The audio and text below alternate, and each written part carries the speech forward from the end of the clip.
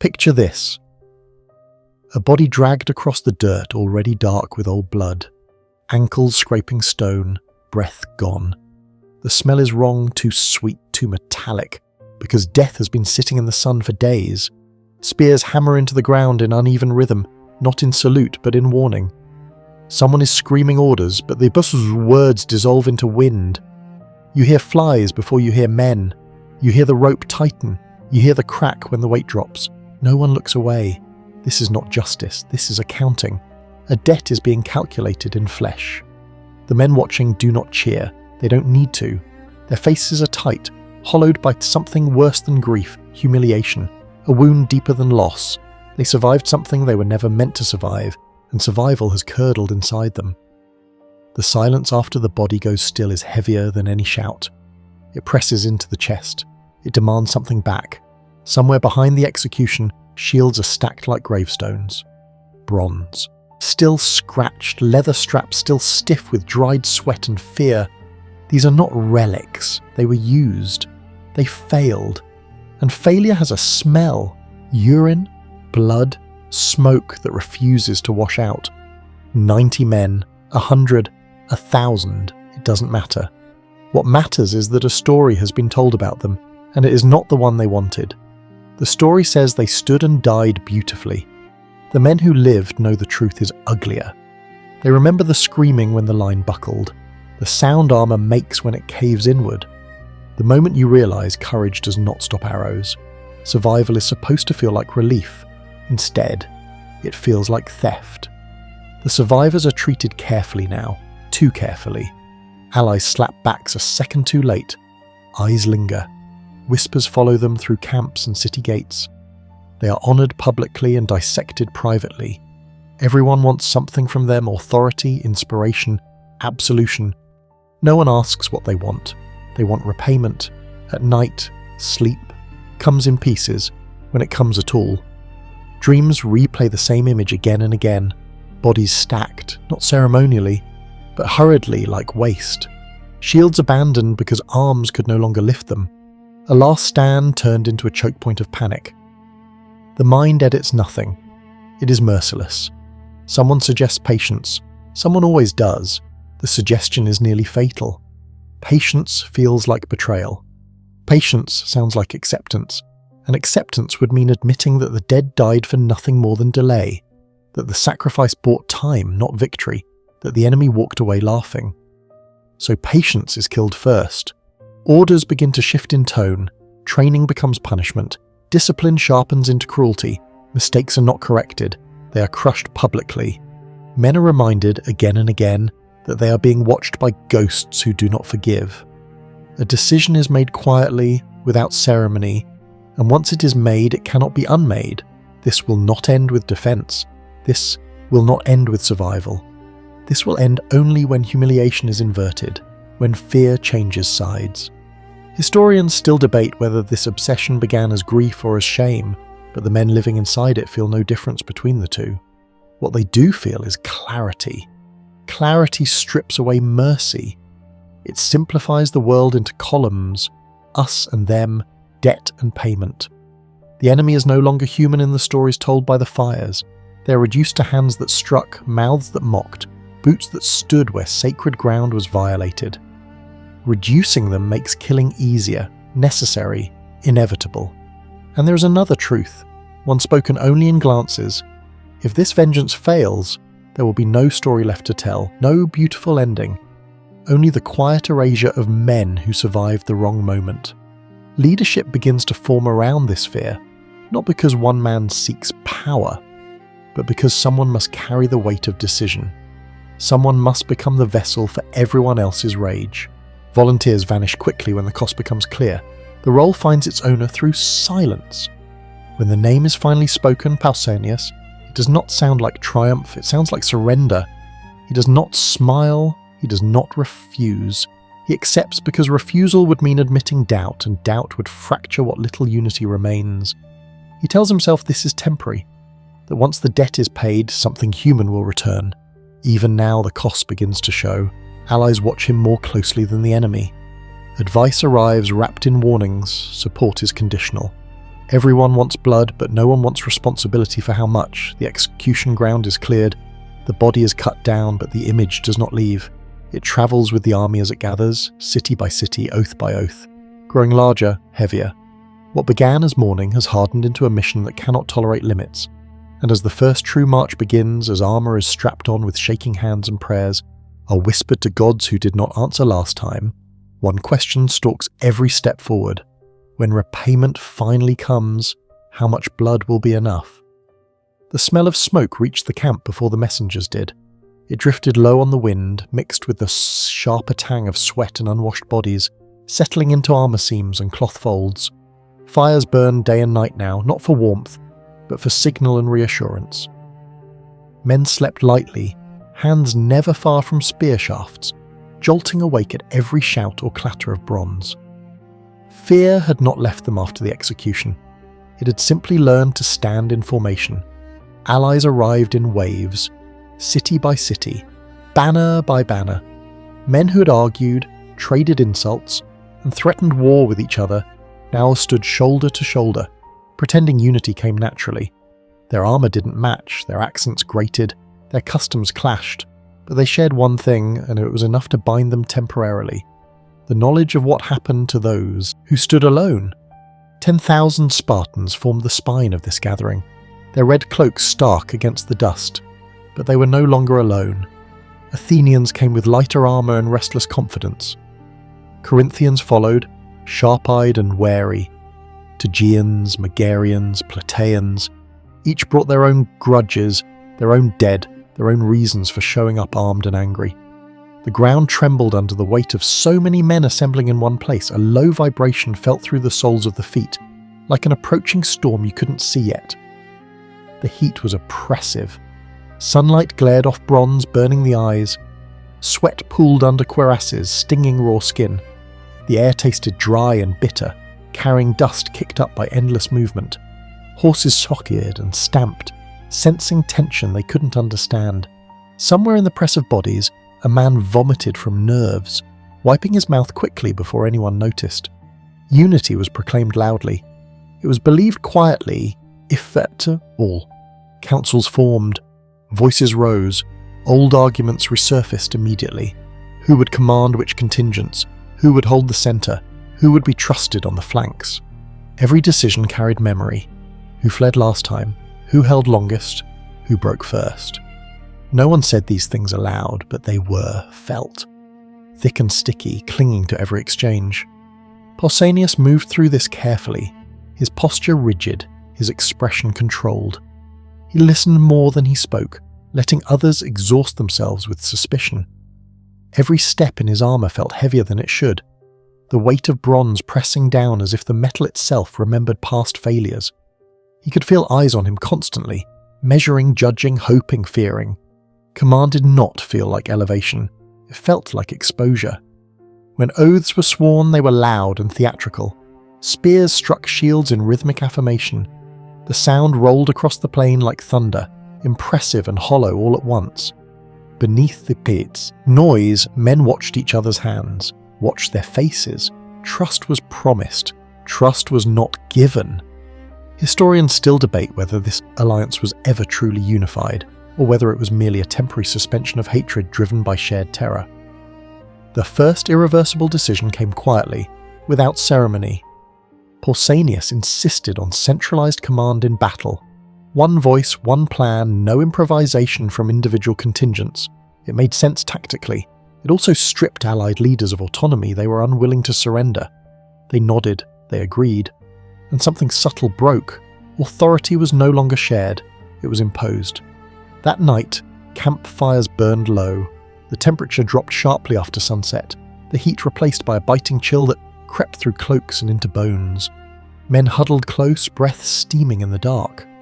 Somewhere someone laughed too loudly, then stopped. Somewhere else, a fight broke out over rations and was silenced quickly, fists replaced by knives before officers intervened. Sleep came in fragments. Dreams were worse. Pausanias stood apart, staring out across the dark plain, listening to the constant low sounds of a living army. Coughs, murmurs, the creak of leather, the clink of metal shifting with restless bodies. Victory, if it came, would belong to all of them. Failure would belong to him alone. He told himself this was the price of leadership. He did not yet see it was also a trap. By dawn, the unity was complete on paper and brittle in reality. 10,000 Spartans stood ready, flanked by tens of thousands more who claimed the same cause but trusted different gods. The fear that had brought them together had not faded, it had sharpened. And fear, when shared by too many men with too many memories, does not create stability. It creates pressure. And pressure always looks for a place to break.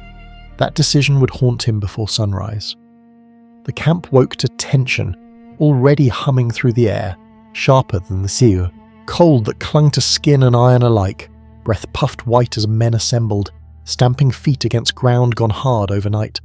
Frost cracked under sandals and boots, a brittle sound that echoed too loudly in the silence between orders. The smell of stale sweat mixed with damp leather and old ash, a reminder that nothing here was clean, not even resolve. Pausanias stood where he was expected to stand, centered, visible, exposed. Command had not come to him with ceremony. It had arrived like a burden dropped without warning. He had not been chosen because he inspired love or even trust. He had been chosen because everyone else understood what refusal would mean. Someone had to hold the blame if this failed. Someone had to become the shape that fear could organize itself around. He spoke sparingly, orders were clipped, movements precise. The Spartans responded instantly, shields rising, spears angling in practiced unison. The sound of it, the synchronized scrape of bronze and wood rolled through the allied ranks like a reminder of competence. Some felt relief, others felt the threatened. Discipline, when displayed this nakedly, exposes everyone who lacks it. The first test came quickly. An allied unit failed to form on time, its officers arguing over placement. Pausanias did not shout. He did not argue. He waited. The silence stretched, uncomfortable, until sweat prickled under armour despite the cold. Then he reassigned their position without explanation, demoting them from a critical role to a supporting one. It was efficient. It was humiliating. The message was unmistakable. Control would not be negotiated. Historians still debate whether this moment marked the beginning of effective command or the first fracture that would later split the alliance apart. Whispers followed him after that. Some called him rigid. Others called him now necessary. The words carried equal weight. He could feel them brushing past his back like insects. Leadership, he was learning, did not come with loyalty attached, only compliance. And compliance lasted only as long as fear outweighed resentment. As the army moved, the land itself seemed to resist them. Dust rose in choking clouds under thousands of feet, coating tongues with grit. The sun climbed higher, pressing heat down onto metal until armor burned to the touch. Sweat streamed into eyes, blurring vision. Men drank carefully, rationing water as if the earth might punish them for indulgence. Every sense was overloaded. Every step forward felt like pushing against an unseen hand. Scouts returned with fragmented reports. Enemy movements, shifting positions, uncertainty layered atop uncertainty. Pausanias absorbed it all, weighing each word. Then came the irreversible choice. He ordered the army to hold ground rather than advance aggressively, anchoring their position despite pressure from allies eager to strike first. It was tactically sound, it was psychologically dangerous. Holding meant waiting. Waiting meant doubt. By evening, murmurs thickened. Some questioned whether caution masked fear. Others wondered if Spartan pride was dictating strategy at their expense. Around cook fires, the talk turned sharper, voices low but intense. Meat sizzled weakly over flames, the smell barely masking the sourness of anxiety. Knives scraped bowls. Someone spat into the dirt in disgust. Pausanias heard none of this directly. He felt it instead, in the way men no longer met his eyes, in the way allied officers saluted a fraction too late, in the way silence followed his departure from councils. He told himself discipline would hold. Discipline always had. What he did not yet accept was that discipline imposed from necessity carries a different price than discipline earned through trust. Night brought no rest. The temperature dropped suddenly, biting through cloaks, numbing fingers, men huddled, teeth chattering, armor creaking as bodies shifted. Somewhere in the darkness, a sentry cried out, mistaking movement for attack. Hearts hammered, spears snapped up, then nothing, just the sound of breath rushing back into lungs. Pausanias stood awake longer than most, staring into the dark where the enemy waited unseen. The weight of command pressed down harder now, not just from above, but from within. Every decision narrowed his future. Every correction erased a relationship. He had accepted this role believing control would bring clarity. Instead, it was breeding isolation. By dawn, the army was intact, disciplined, ready, and subtly divided in ways no formation could fix. The fear that had forged their unity was still there, but it was changing shape, turning inward, sharpening its edges. The march towards battle had begun. So had the slow, irreversible narrowing of the man who led it. Section 3 could await 40 words. Running total, Tohudu 350, 10,000. Sections remaining. 9. Target average for remaining sections, 850 words. Awaiting continue, Section 4. Waiting turns into rot. 3 days passed, then 5, then a week of sticklance that felt like drowning. The enemy did not come. The waiting settled into the camp like a sickness. Heat returned with cruelty. The sun pressed down until bronze scalded skin and leather straps rubbed raw. Sweat pooled in armor joints, sour and stinging, and flies gathered thickly wherever men stood too long. The air tasted of dust and old meat. Latrines overflowed. Tempers followed. Waiting stripped away the illusion of motion, leaving nothing but nerves exposed and twitching. Formations were maintained because discipline demanded it, not because men believed in them anymore. Shields leaned against knees, spears were held a little looser. Muscles stayed tense too long, then slackened dangerously. The rhythm of an army preparing for battle had stalled, and in that stillness doubt multiplied. Scouts came back with conflicting reports. The enemy shifted positions, then didn't. Supplies moved, then vanished. Each account contradicted the last. Pausanias listened, jaw clenched, sweat tracking down his neck. He ordered restraint again. Hold the line, maintain position, let the enemy exhaust itself. The decision was rational, it was corrosive. Around the fires at night, voices sharpened. Whispers turned into muttered accusations. Someone suggested the Spartans were delaying on purpose, to weaken allies before battle. Another claimed Pausanias wanted sole credit for victory. The word spread faster than orders ever had. Resentment does not need command structure. Historians still debate whether the prolonged standoff was strategic brilliance or a failure of nerve disguised as discipline. The first violent moment inside the camp came without warning. 2 allied soldiers fought over water allocation, fists slipping, then knives flashing.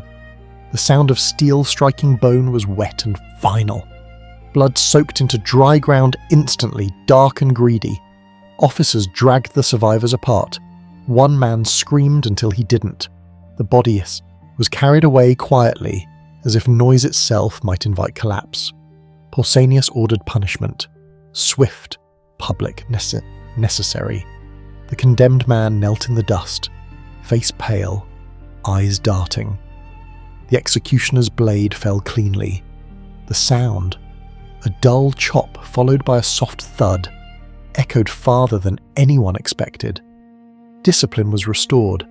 Something else was lost. From that moment, obedience no longer felt collective. It felt enforced. The smell of blood lingered for days, faint but persistent, carried on the wind, reminding everyone that the enemy was not the only source of death. Pausanias felt the shift. He began eating alone, speaking less, watching more.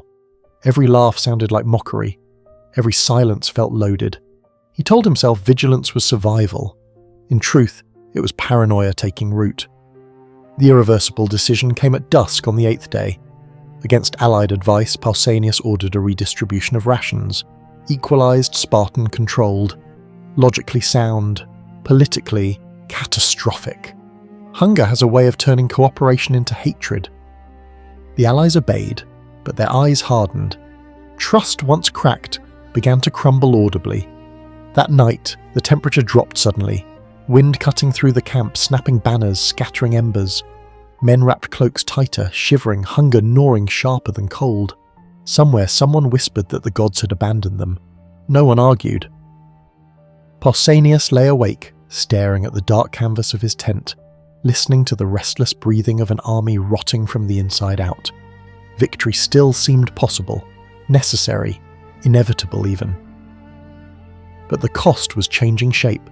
By morning, the enemy still had not attacked, but the army had begun consuming itself, and waiting, endless, silent, humiliating waiting was no longer a pause before battle. It had become a weapon. The smell of cooked meat reached the Spartan lines before the order to investigate did. It drifted on warm air, rich and obscene, carrying fat and spice and something sweeter than anything issued from Greek supply wagons. Men lifted their heads instinctively, mouths filled with saliva. Hunger tightened like a fist in the gut. This was not the thin smoke of ration fires. This was excess, indulgence. The enemy somewhere ahead was eating well. The scouts returned shaken, not afraid, offended. They described tents heavy with fabric dyed deep colours that drank in the sun, tables instead of ground, cushions instead of cloaks, silver vessels, gold fittings, food prepared by servants who did not carry shields. The enemy camp was not bracing for desperation. It was living as if victory were already assured. The report rippled through the ranks like a contagion. Disgust came first, then fascination. Pausanias ordered a controlled advance to observe, not engage, discipline held as men moved forward, boots sinking into warm earth, dust puffing around calves. Armour weighed heavier now, not from fatigue alone, but from comparison. These, sun beat down, heat shimmering above the ground, sweat stinging eyes. When they reached vantage points overlooking the enemy encampment, the contrast became unavoidable. Laughter floated up, music, the clink of metal cups. The smell, roasted meat, wine, incense, hit harder than any arrow. It made the Greek camp feel suddenly small, poor, temporary. According to ancient accounts, Pausanias ordered 2 meals prepared side by side, one Spartan, one enemy. He reportedly laughed and said, "Men of Greece, I brought you here to show you the folly of those who had all this, yet came to rob us of our nothing." The men laughed with him, but some did not look away. Historians still debate whether that moment was mockery meant to harden resolve, or the first crack where envy slipped through. The psychological consequence was immediate and dangerous. Contempt curdled into curiosity, curiosity into desire. The enemy's wealth stopped looking like proof of decadence and started looking like a prize. Hunger does this. Prolonged deprivation turns moral clarity soft at the edges. Victory begins to feel like entitlement. Pausanias felt it too, though he would never admit it. The textures lingered in his mind, the smoothness of silver, the softness of dyed cloth, the ease with which the enemy inhabited comfort even on the edge of annihilation. He told himself he was studying the opponent. In truth, he was studying possibility. The first irreversible decision followed before sunset. He ordered strict control over any spoils once battle came. Everything would pass through Spartan command. No looting without permission, no private claims. It sounded like discipline. It felt like ownership. The Allies heard it as mistrust, as theft postponed, not prevented. That night, the temperature stayed high. The air was thick, unmoving. Sleep came poorly. Men dreamed of food and woke angry. Somewhere near the perimeter, a sentry caught an Allied soldier sneaking forward alone, hoping to barter or steal. He was dragged back, beaten and restrained. The sound of fists on flesh was dull and repetitive. No one intervened. By morning, the camp smelled different. Not just of sweat and ash, but of anticipation. The enemy's luxury had infected the army's imagination. Victory was no longer only about vengeance.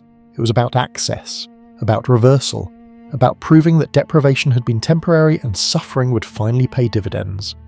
Pausanias began changing subtly. He spoke more sharply. He corrected minor infractions with outsized severity. He started keeping records of supplies, of men, of offences. Control tightened because he felt it slipping. The more he tried to lock the army into order, the more resentment built beneath the surface. The sun climbed again, merciless. Armour burned, throats dried. Somewhere ahead, the enemy still feasted.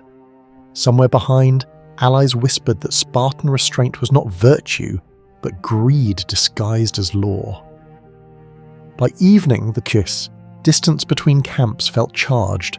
like air before a storm. Not because battle was imminent, but because restraint was eroding. Luxury had done what waiting could not.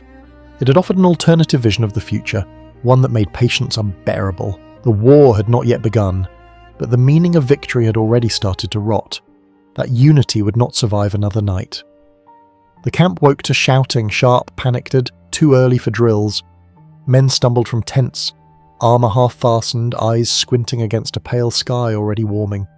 The smell hit first, sour wine spilled into dust mixed with sweat and smoke. Somewhere near the Allied perimeter, a supply cart lay overturned, its contents scattered, grain trampled into the ground, water skins slashed and leaking into the dirt like blood from a careless wound.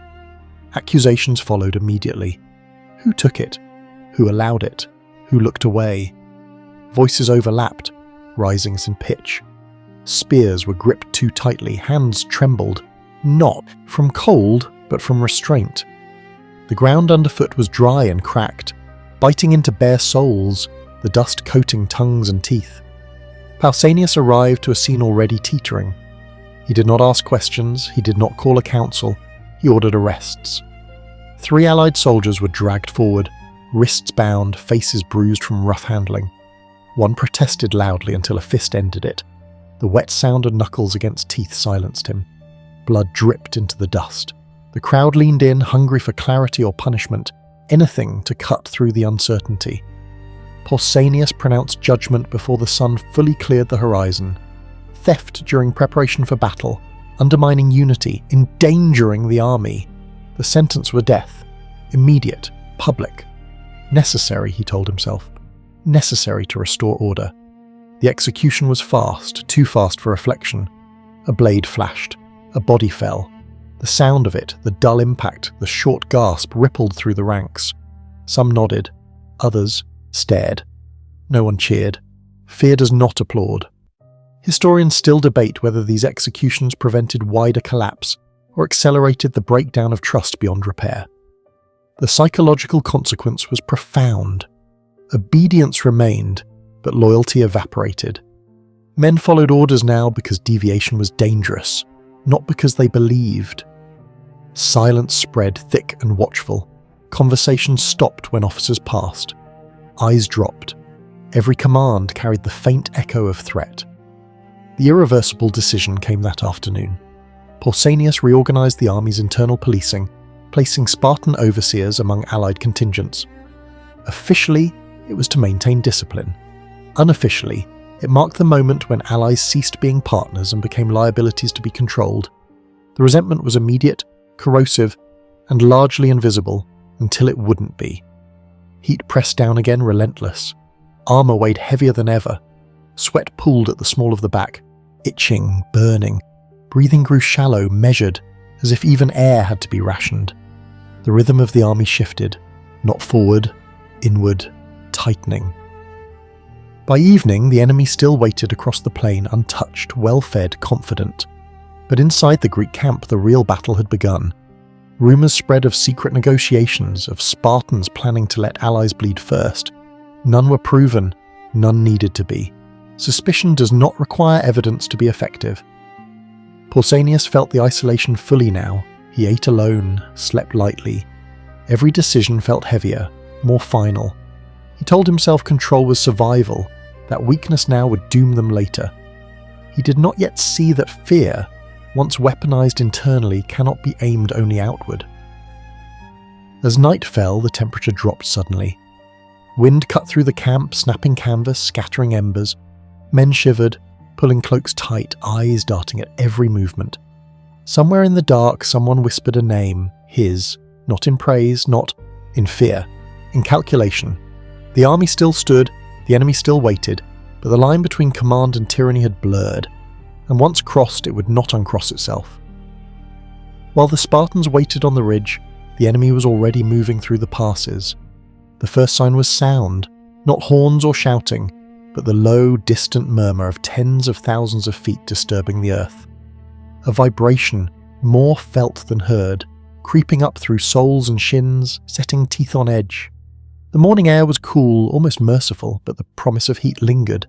Mist clung to low ground near the river, dampening cloaks and darkening leather, the smell of wet grass mixed with iron from armour and the faint, unmistakable tang of fear.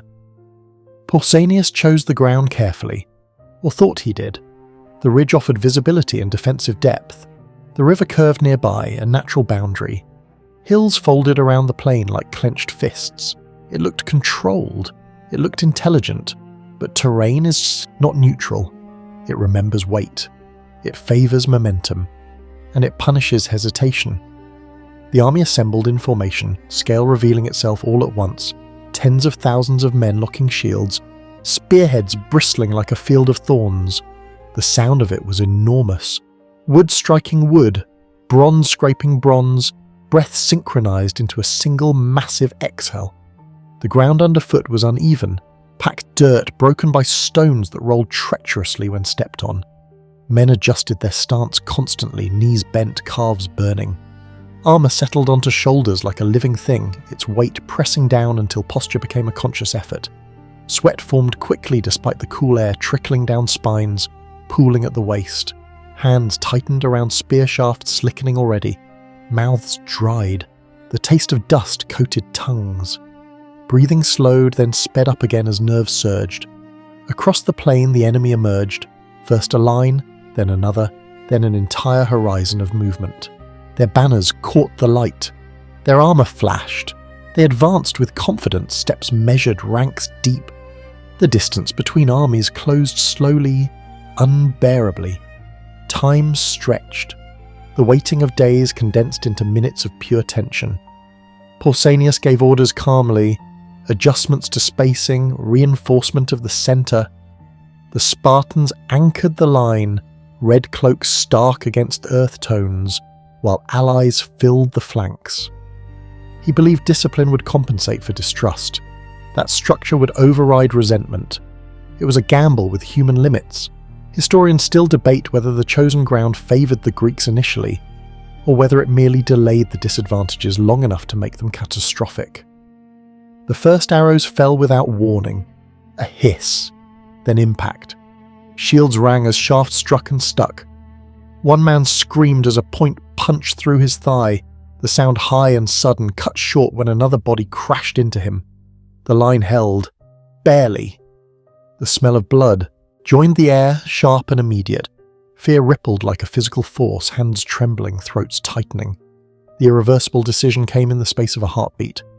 Pausanias ordered the advance. Shields surged forward. The sound was thunderous. Thousands of feet pounding dirt, breath turning, ragged, controlled exhales breaking into gasps. The ground shifted under the mass, stones rolling, men stumbling and correcting instantly. The first collision was violent beyond language. Bronze met flesh. Spears punched, snapped, lodged. The sound of bone cracking under metal turned stomachs. A Spartan to the left slipped on the blood-slick ground and went down. The man behind him stepped forward without slowing, shield crashing over the fallen body. There was no space for mercy, only momentum. The air filled with dust and screams, sweat-burned eyes, the sun climbed higher, heat intensifying, pressing down like a weight. The enemy line wavered, then firmed. Resistance thickened. Killing became intimate. Spears drove in with a wet resistance like pushing through soaked cloth. Hands slipped. Muscles screamed. Breathing turned frantic, short, sharp gasps as panic threatened to break rhythm. Pausanias watched from behind the line, issuing commands, adjusting pressure points, trying to shape chaos into outcome. But the ground was already choosing. A slight dip swallowed a unit whole as they lost footing. Men disappeared beneath the crush, screams muffled, armour clanging uselessly. On the flank, allied troops hesitated for a fraction too long, fear tightening their formation. The enemy pressed there, exploiting the pause, bodies samming into bodies. Pausanias sent Spartans to stabilise the breach. It worked, for now, but every correction increased strain elsewhere. Control demanded constant sacrifice. He felt it slipping through his fingers, like blood through clenched fists. The first true death of the battle came not with glory but confusion. A man struck from the side, face twisted in surprise, blood spraying warm across another's cheek. The shock registered in every watching eye. This was no longer anticipation, it was irreversible. By the time the sun stood fully above the hills, The plain was a furnace of motion and noise. The battle had begun in earnest. Retreat was impossible. Restraint was gone. The army moved because stopping meant death. And the ground, soaked and churned, had already decided it would be paid in bodies. Victory was declared nowhere. The dying didn't stop anywhere. The battle collapsed into itself, compressing space and time until nothing existed beyond the next thrust, the next breath. The sound was overwhelming, metal shrieking against metal, shields splintering, men screaming names no one could hear. Dust rose thick enough to choke, coating mouths with grit. The air tasted of copper and rot.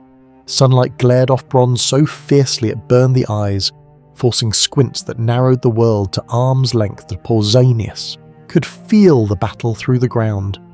Each surge travelled up through his legs, a living tremor. Orders were no longer passed cleanly. They were shouted, repeated, misunderstood. Messengers pushed through gaps slick with blood, slipping, scrambling back to their feet. Control existed only in fragments now, small islands of discipline in a sea of chaos. The grind had begun. Men leaned into shields until shoulders went numb, pushing against bodies that refused to fall. Spears punched forward again and again, arms trembling with exhaustion. Each thrust felt slower, heavier, like moving through thick water. Breathing turned ragged, sharp inhales through clenched teeth, wheezing exhales forced out under pressure. Panic threatened constantly, clawing up the throat, demanding release. The ground underfoot was no longer earth. It was slurry. Mud, blood, broken flesh. Feet sank, pulled free with wet sounds. A misstep meant death. A pause meant being swallowed. Armour grew heavier by the minute soaked through, dragging men downward. Sweat burned like acid in scraped skin. The enemy pressed hard at the centre, waves of bodies slamming forward, their confidence fueled by numbers and momentum. Greek allies on the flanks wavered under the pressure, formations buckling as fear spread faster than commands. Pausanias committed reserves without hesitation, throwing Spartans into the thickest fighting, patching breaches with lives. This was the irreversible choice of the day. To win here, he would spend men without restraint. Historians still debate whether Pausanias' relentless commitment of Spartan troops saved the line or ensured the long-term ruin of his authority afterward. Somewhere in the crush, an allied unit broke. Not fully, just enough. The enemy surged into the gap, bodies flooding forward, screams rising in triumph. Pausanias reacted instantly, ordering a countercharge. The Spartans moved like a blade, driving into the breach with brutal precision. The sound of impact was horrifying. Shields smashing ribs, spears punching through wicker and flesh alike. Killing stopped feeling like action. It became routine. A man raised his shield. He died. A man turned to run. He died. A man slipped. He died. There was no hatred in it anymore. No anger, just repetition, muscle memory. The mechanical application of force until resistance ceased. Eyes went blank. Faces slackened. The mind narrowed until morality no longer fit inside it. Then the centre lurched. A ripple of panic moved through the enemy ranks, subtle but real. Commands faltered. Formation loosened. Pausanias saw it before most. A hesitation, a moment where pressure eased instead of increased. He pushed harder, shouting orders that cut through the din like a blade. And then it happened. The enemy commander, Mardonius, was struck down amid the chaos. Accounts differ on how. Some say a spear found him through the chest. Others claim a stone crushed his skull. What matters is not the method, but the effect. His fall rippled outward instantly, confidence shattered. The enemy line wavered, then buckled. The sound changed. Shouting turned frantic. Orders dissolved into screams. The Greeks felt it immediately. The resistance softened. Bodies began to give way instead of pushing back. The irreversible momentum shifted. Men surged forward with renewed violence, exhaustion momentarily forgotten. Breath came in gasps, lungs burning, but legs kept moving. The weight of armour no longer mattered, only forward. The enemy began to retreat, not in formation, but in instinctive bursts. Fear replaced discipline. Panic replaced command. The battle tipped from contest to collapse. Pausanias watched it unfold with a grim clarity. This was the turning point. He knew it. Victory was no longer a question of if, but how much would be taken. He did not order restraint. He did not slow the advance. He let the momentum run. The sun climbed higher, merciless. Heat pressed down onto them. Blood-soaked bodies, steam rising faintly from the ground. The smell was unbearable now. Iron, waste, opened flesh. Men gagged as they fought, fighting through nausea as much as fear. The enemy broke fully. What followed was no longer battle, it was pursuit, and the killing already stripped of meaning was about to lose its limits. The battle was over. The violence was not. Once the enemy line cracked, it did not retreat, it dissolved. Men turned and ran in every direction at once, armor clattering, shields discarded, spears thrown aside to lighten the load. The sound changed completely. What had been rhythmic and brutal became shrill and chaotic. High screams, desperate keys, the wet slap of feet tearing free from blood-soaked ground. The Greeks surged after them. Breathing turned feral. Controlled exhales vanished, replaced by gasping gulps of air that burned the lungs raw. Legs screamed in protest, muscles shaking under the combined weight of armor, exhaustion, and adrenaline. The ground sucked at ankles, slick and treacherous. Men slipped, fell, clawed their way back up, trampling bodies without seeing faces. Fear had switched sides. The enemy ran toward their camp, believing walls and numbers would save them. They did not realize the rules had already changed. Pursuit strips war of structure. It rewards speed, rage, and abandonment of restraint. The Greeks closed in with terrifying momentum, a living wave fueled by humiliation finally released. Pausanias followed as far as command allowed, shouting orders that dissolved into noise. He saw what was coming and did not stop it. He could not. Control had shattered the moment the rout began. Men no longer needed permission to kill, they needed targets. The first enemy tent was torn open violently, cloth ripped, poles snapped. Inside, bodies cowered instead of fought. The contrast was grotesque. Silks and cushions smeared with blood, silver cups rolling through mud. Screams echoed off canvas and wood sharp and pleading. Blades rose and fell. Killing here was not tactical, it was expressive. Historians still debate whether Pausanias attempted to restrain the slaughter, or whether he understood that stopping it would have turned the army against him instantly. The massacre spread like fire. Tents collapsed. Fires ignited. Smoke rolled upward, thick and choking, carrying the smell of burning fabric, spilled wine, and charred flesh. Heat intensified brutally, flames licking at armor, forcing men to squint through tears and sweat. Ash stuck to skin. The taste of smoke filled mouths, bitter and suffocating. Some enemy soldiers tried to surrender. They dropped weapons, raised hands. Many did not make it past the gesture. Momentum does not recognize mercy easily. A man who slowed risked being trampled or stabbed from behind. Survival now demanded participation. The irreversible decision was no longer Pausanias's alone. It belonged to every man who lifted a blade again when he did not have to. Every thrust after a victory deepened the stain. Restraint, once lost, did not return on command. Bodies piled near the camp's perimeter, forming grotesque barriers. Blood ran into shallow channels in the dirt, dark and sticky. The ground steamed faintly under the sun, the heat pressing down like judgment. Somewhere, a man laughed hysterically as he killed, the sound breaking into sobs seconds later. Minds were fracturing under the weight of what hands were doing. The enemy camp fell completely. What remained of resistance collapsed into the pockets, then into nothing. By late afternoon, organized killing ended only because there was no one left standing to pursue. The silence that followed was unnatural. Too wide, too empty. Men stood amid wreckage, chests heaving, weapons hanging loose in trembling hands. Armor felt unbearable now, too heavy, too hot, too soaked. Sweat cooled suddenly on skin, sending shivers through exhausted bodies.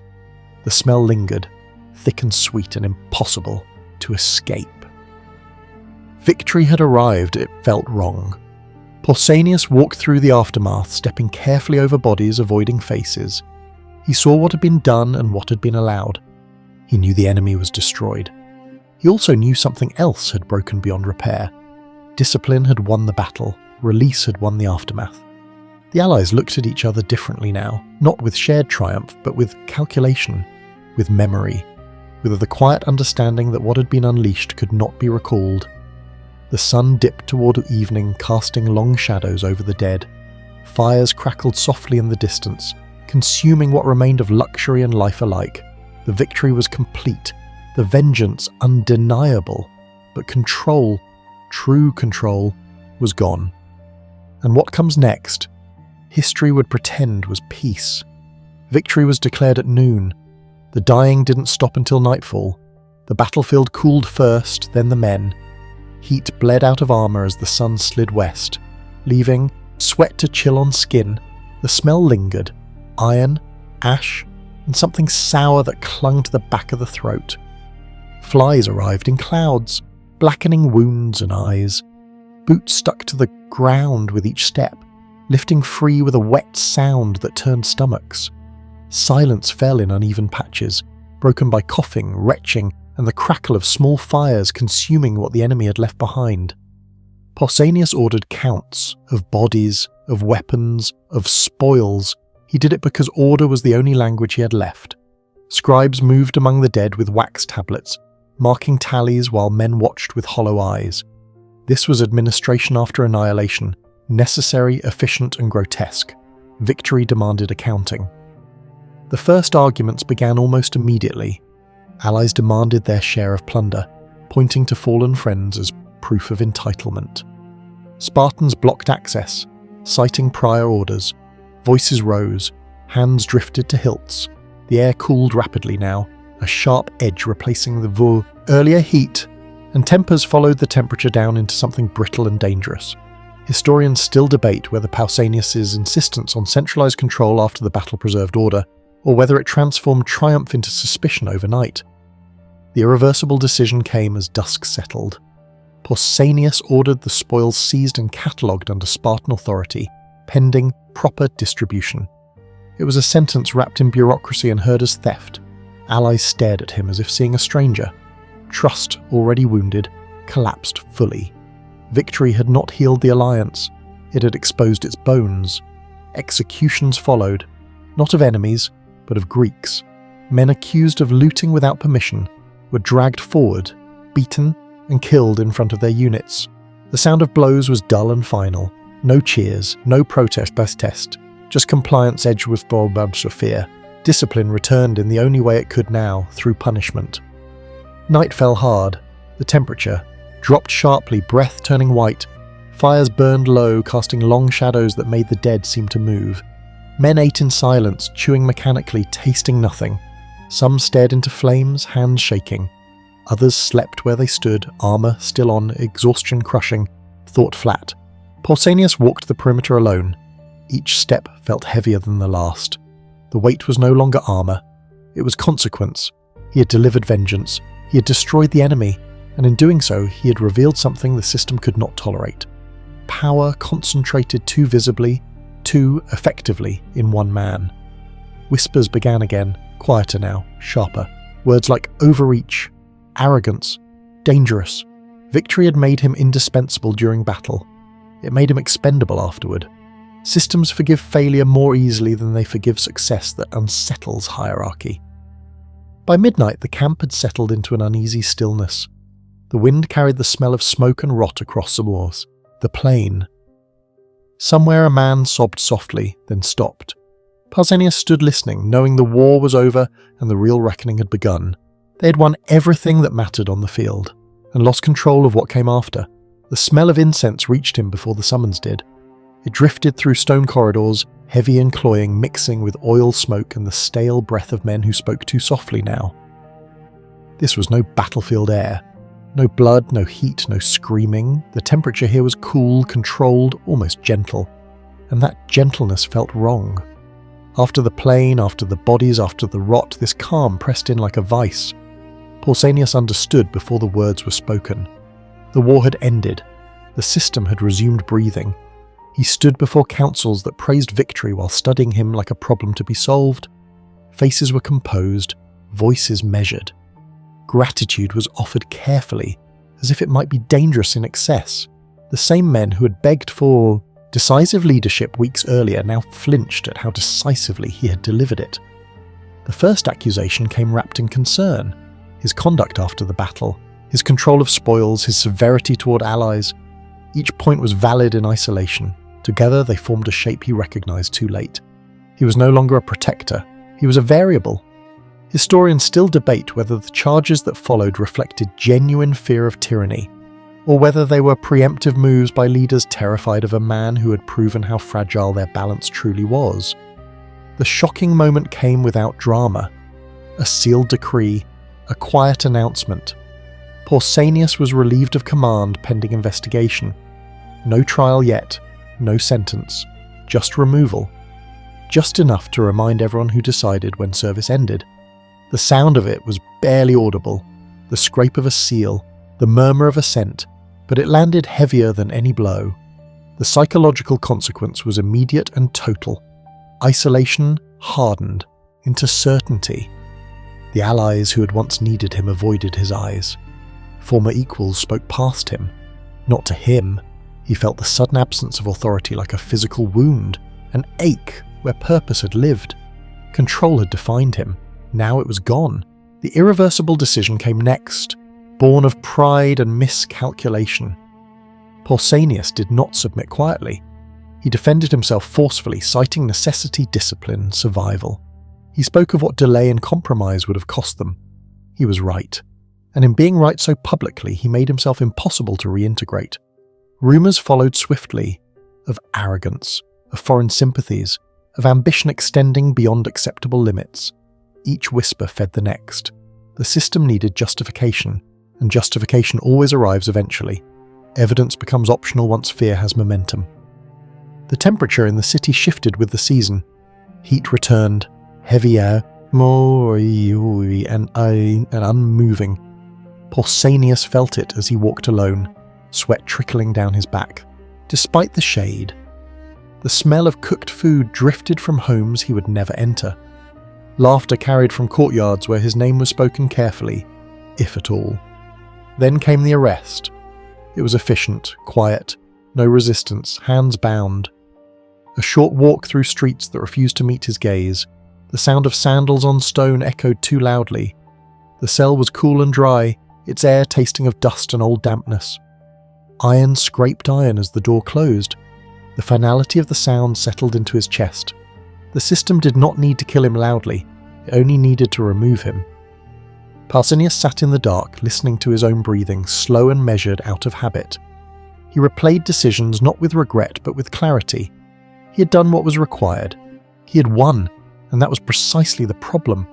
Victory had revealed the cost of his obedience and the danger of his competence. Outside, life continued. Markets opened. Councils met. The war became memory, then story, then lesson-shaped, to fit safer narratives. The man who had embodied its brutality was inconvenient to that process. By the time judgment came, it was anticlimactic, accusations formalized, guilt implied, resolution deferred. The waiting returned, this time stripped of purpose, reduced to endurance. The smell of incense returned, masking decay with ritual. Pausanias understood then what he had not on the battlefield. Systems do not destroy their enemies first, they destroy their reminders, and nothing reminded them more clearly of violence than the man who had wielded it successfully. The war was over. The erasure had begun. The cell was quiet enough to hear breathing echo. Stone held the night's cold long after the air outside warmed. It seeped through skin and bone, numbing joints, dulling sensation until the body felt borrowed. The smell was mineral and stale. Dust, damp, old iron. Somewhere water dripped at a steady pace, a slow, patient sound that marked time more accurately than any calendar. Pausanias sat with his back to the wall, cloak pulled tight, breath controlled out of habit. Discipline lingered even when purpose did not. He waited, because that was all that remained. No guard spoke to him. Food arrived without ceremony, coarse bread, thin broth. He ate because hunger insisted, not because taste existed. The temperature shifted day to day. Warm afternoons replaced by cold nights, each change registering like a reminder that the world was moving without him. Outside, councils debated smaller matters now: taxes, repairs, festivals. The machinery of the state hummed along unbothered. Historians still debate whether Pausanias believed he would be recalled, whether he thought his service, his victories, his necessity would outweigh fear. What reached him instead were rumours carried by footsteps and pauses outside the door. Accusations had hardened. Not treason, not openly. Those required proof, something safer. Impiety, arrogance, disrespect for balance, crimes that could be suggested without evidence and punished without spectacle. The system preferred quiet solutions. Loud deaths create questions. The shocking moment came not with a blade, but with permission. He was released from the cell under escort, led through corridors that smelled of oil and incense. The air was warmer here, heavy with ritual. He was not dragged, he was guided. That distinction mattered. It framed what came next as necessity, not violence. The temple space was dim, lit by flickering lamps that cast unsteady shadows across stone. The smell of smoke clung to everything, sweet and suffocating. Pausanias understood immediately. Sanctuary. A place where blood could not be shed openly. A place where a man could be contained without execution, starved of relevance as efficiently as of food. The irreversible decision had already been made by others. He was not to be tried. He was not to be killed publicly. He was to be removed gently, carefully, without the risk of martyrdom. The door closed behind him with a soft finality, wood scraping stone. The sound settled into his chest. Days blurred, then weeks. The temperature inside shifted little. Hunger sharpened, then dulled. Muscles weakened, breath shortened. The smell of incense never left, clinging to skin, hair, thought. It masked decay while accelerating it. He lay on the floor, listening to his own heartbeat slow, the rhythm uneven now, unfamiliar. There were no visions of glory, no speeches rehearsed. What came instead were fragments. Dust rising under marching feet, the wet resistance of flesh against spear, the moment the enemy line buckled, the sound of thousands surging forward. He felt again the weight of armour, the burn in his lungs, the certainty that had existed only once and would never return.